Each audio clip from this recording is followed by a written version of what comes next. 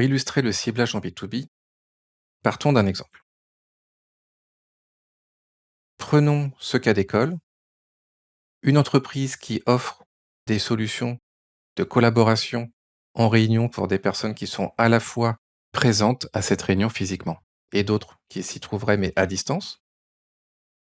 Ce produit nécessite l'installation d'un matériel en salle de réunion afin de faciliter la collaboration entre ceux justement qui sont présents physiquement et ceux qui se trouvent à distance. Et de par l'équipement des salles de réunion, ce produit est disponible et distribué uniquement en France métropolitaine. La direction de l'entreprise imagine 3 cibles commerciales. Première cible, les services généraux qui seraient intéressés par aménager les espaces de travail en fonction de cette contrainte entre distanciel et présence physique. Les ressources humaines qui, au premier chef, souhaitent accompagner les salariés dans leur collaboration, aussi bien en présentiel qu'en distanciel. Et enfin, le top management, les décisionnaires de l'entreprise, qui souhaitent améliorer la productivité globale de leurs équipes à travers une solution qui, justement, facilite ces différents modes de travail. On peut voir différents types de critères pour toucher ces 3 audiences. D'abord, le critère de géographie. Ici, les 3 cibles seront présentes sur toute la France, de par la contrainte d'installation de la solution. En termes de secteur, tous les secteurs d'activité peuvent être concernés, puisqu'on peut imaginer que tous les secteurs d'activité ont des besoins de réunion avec de la collaboration. Mais en priorité, l'entreprise visera tout d'abord les métiers de l'ingénierie ou des services qui, souvent, ont plus de besoins de collaboration, qui font peut-être plus de réunions ou de par leur organisation, travaillent de façon peut-être plus collective. Et ces secteurs, par ailleurs, ont davantage mis en place des solutions de télétravail. En termes de postes, pour les services généraux, l'entreprise pourra viser des contacts dont le titre contient les termes services généraux, facilities management, real estate, les achats. Toujours pour cette cible, ce qui va la différencier, c'est la taille de l'entreprise, puisque souvent des problématiques de services généraux sont dans des grandes sociétés.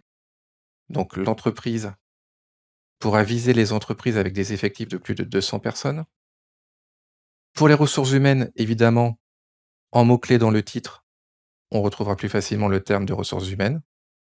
Et cette fois-ci, sur des entreprises plus petites, parce que toute société peut être intéressée par des solutions qui facilitent la collaboration entre distanciel et présentiel.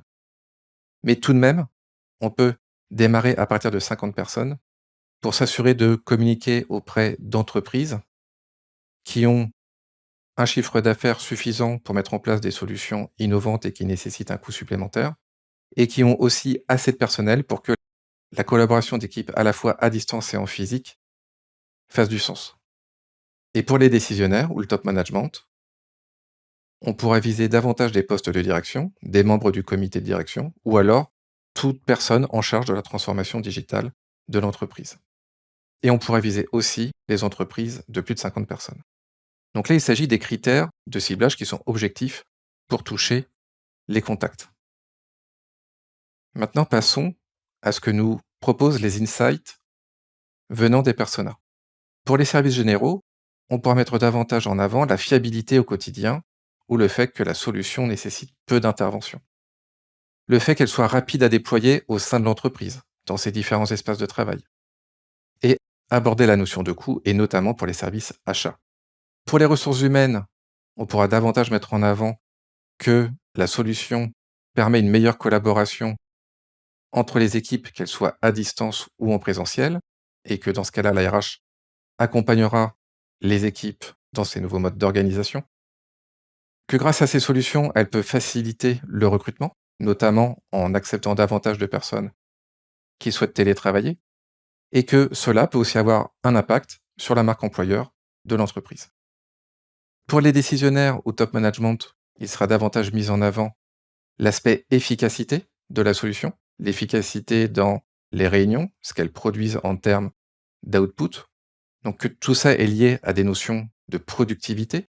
Grâce à la solution, l'entreprise pourrait être plus efficace et générer davantage d'argent, voire réaliser des économies, et que cela peut aussi avoir un impact au global sur l'image de l'entreprise, montrer sa digitalisation et son aspect moderne.